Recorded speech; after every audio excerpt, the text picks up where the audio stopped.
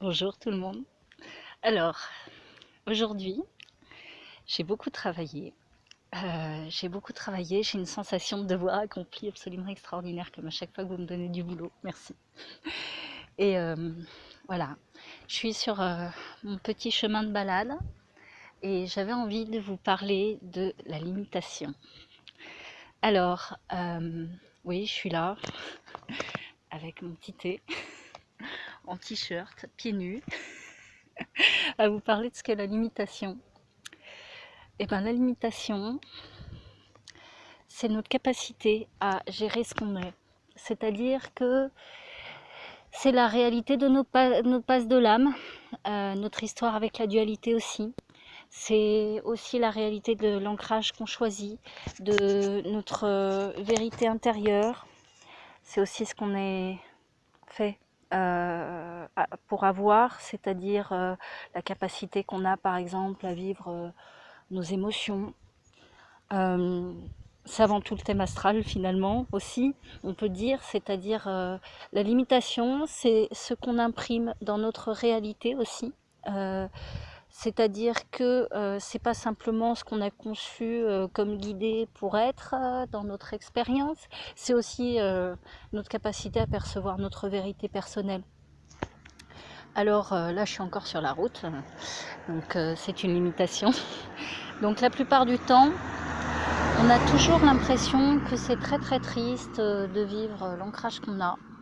C'est-à-dire que qu'est-ce que c'est dur de ne pas être un être de lumière uniquement, de ne pas être tout simplement seulement dans la générosité, dans le partage, l'amour, le don, dans l'absence d'éveil des fois. Qu'est-ce qu'on aimerait à ce moment-là tout simplement être tout le temps comme un état naturel sans se poser de questions, comme on a toujours aspiré à l'être dans notre vie spirituelle. Alors moi je vais vous arrêter, c'est à ce moment-là qu'est-ce que vous feriez ici hein? Autant rester là-haut pour ça, hein. Il y a un territoire à ce moment-là auquel on aspire dans la dualité quand même, parce que sinon on ne serait pas en vie. Hein. Donc c'est pour ça, ne faites pas l'erreur de rejeter cette limitation, c'est celle qui vous rend créatif. C'est comme avoir un jeu en fait où on aurait des règles parce que si vous voulez on joue au dé, on met pas de règles, vous allez voir si vous allez trouver le jeu passionnant. Par exemple, j'ai un enfant qui a beaucoup de canalisation positive, qui est très très haut, qui est très très fort, mais qui n'arrive pas à dépasser sa dualité au fond parce qu'il est toujours obligé d'en faire état, vu qu'à chaque fois qu'il dit un truc, tout le monde le regarde comme un espèce d'être paranormal ou comme un espèce je sais pas, d'être à part, en tout cas qui pense pas comme tout le monde. Donc il est tout le temps ramené à sa dualité à chaque fois qu'il pense être dans la non-dualité. Et c'est ça l'éveil aussi, hein, c'est accepter que bon, dans la limitation on crée quoi. Et moi j'avais envie de vous parler de ça pour un sujet très simple.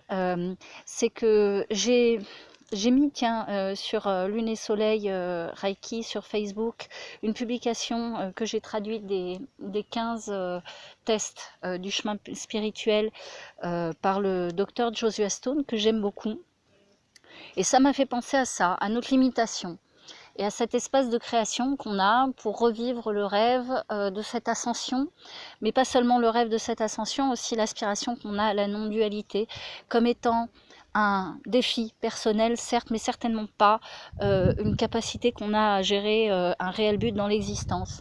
C'est-à-dire que c'est bien de garder ça, c'est bien d'être positif face à ce travail, mais c'est bien de ne pas en entendre parler aussi des fois quand on est en pleine vie.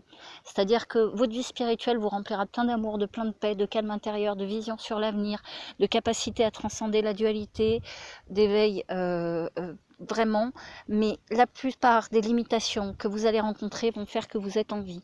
Alors, on va rentrer plus dans un terrain plus chamanique.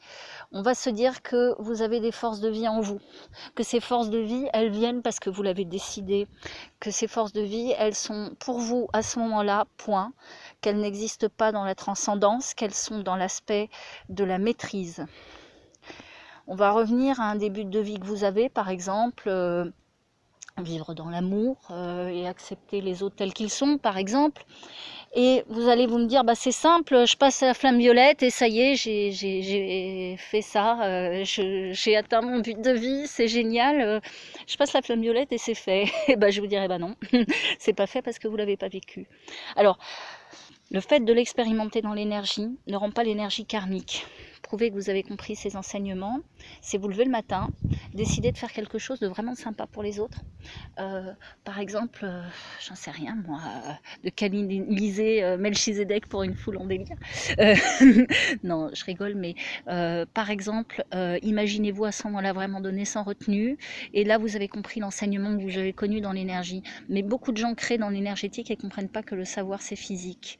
Donc, si vous avez la force de vie qui vient en vous parce que vous vous levez le matin avec un désir incroyable, non pas de plaire, mais de donner, hein, et que cette générosité, vous la passez dans la vie de tous les jours, là, vous avez compris votre limitation. Avant, vous aviez du mal à vous lever pour des résultats. Et là, d'un seul coup, vous y arrivez. Donc, dites-vous que, par exemple, vous avez une limitation.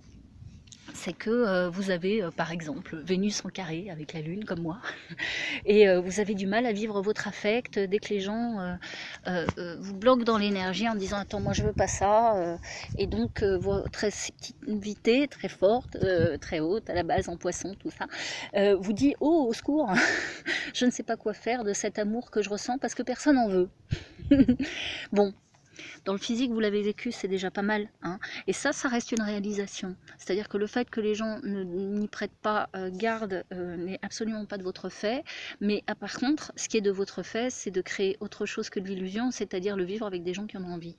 Donc voilà, la nécessité de la limitation, dont on peut parler dans le thème astral, qu'on va retrouver dans votre thème astral. Vous voyez, quand vous avez des lignes rouges, entre guillemets, c'est-à-dire que vous avez des oppositions ou des carrés entre planètes. Donc, on dit souvent que l'opposition, c'est ce qu'on peut maîtriser, voilà, et les carrés, ce qu'on ne peut que transcender. Donc, je vais vous dire, avant de penser directement à la transcendance, pensez à essayer de maîtriser. Voilà, parce que c'est bien beau de passer tout par la transcendance, de passer la flamme violette ou de choses comme ça, de vivre l'avenir aussi, parce qu'on est tous médiums au fond de nous à ce moment-là, et on a tous un jour espéré comprendre la vie qu'on avait choisie inconsciemment avec l'univers. On a fait ce pacte et on a choisi telle voie, sans parfois comprendre pourquoi ça nous amenait à ça, la vie, et il fallait qu'on l'expérimente, qu'on ressente pour savoir ce qu'on allait en tirer comme enseignement, même si on savait ce qui allait se passer à ce moment-là, avant de retomber dans le voile. Mais si vous voulez appréhender le vécu, ça ne veut pas dire comprendre pourquoi on vit, hein. Et donc c'est ça la limitation. Voilà, c'est ça aussi, c'est accepter qu'avec notre dualité, notre création non limitative tous les jours, l'énergie qu'on déploie, on dit qui on est et on comprend pourquoi à ce moment-là on s'est amené à l'échec, à la souffrance ou à l'éveil ou à la pensée positive. Mais en tout cas, si on a appréhendé que la réalité de chaque jour, ça a été vraiment de partir du principe qu'on était un, qu'on était tous et qu'on a voulu se séparer aucunement, mais en tout cas que c'est arrivé, et que voilà, on est en train de recoller les morceaux tous parce qu'on s'est dit bon, on va tous s'aimer, on va y arriver. Mais ça ne veut pas dire que tous les jours on y arrive, on en est conscient quand même. Donc ce travail, on doit prendre la responsabilité dessus, et c'est pour ça que la limitation, elle est, et quel est le résultat de notre existence sur Terre, certes, mais qu'avant tout, elle est simple à vivre si on accepte que c'est pas une plaie. Donc la plupart du temps, réveillez-vous le matin en vous disant chouette, j'ai plein de choses à faire pour me réaliser, j'ai la possibilité d'un but de vie, plutôt que d'attendre inconsciemment de remonter vers les étoiles et juste de mourir, et que c'est pour ça que ma vie elle a du challenge, c'est pour ça que ma vie elle a de la réalité, et c'est pour ça que j'ai un conseil à vous donner. Levez-vous tous les matins avec quelque chose qui vous plaît dans l'énergie, hein. Laissez monter ces forces de vie en vous, vivez votre limitation comme un épanouissement, comme quelque chose de créatif, comme une espèce de focus, d'attention spécialisée sur ce que vous avez envie de faire. Alors voilà, pour ça, pas besoin d'aller voir des astrologues en soi. Si vous vibrez à l'idée de faire quelque chose, c'est que ça sent bon. Voilà. Et donc, à partir de là, dites-vous, si vous avez envie de vous lever le matin déjà pour faire quelque chose, c'est plutôt bon signe, c'est que vous avez trouvé un but de vie à vous. Et recomprenez votre énergie. C'est-à-dire que votre limitation à ce moment-là, elle est.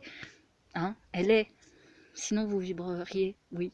Vous vibreriez tout le temps, certes, mais vous feriez peut-être rien. Donc voilà, dites-vous comment vous créez. et la plupart du temps, les choses seront plus simples et plus aisées si vous acceptez que c'est comme ça, c'est tout.